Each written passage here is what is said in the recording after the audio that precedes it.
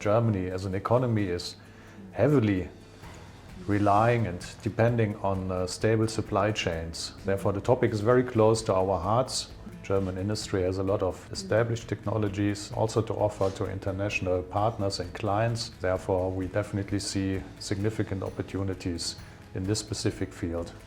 The Chinese market will continue to be very attractive for German companies. The investment stock is already very impressive. It keeps on increasing, but we definitely see more potential, especially German small and medium-sized companies. We see there's a bond of friendship between the two countries, and this definitely should also help us to develop deeper and broader business ties.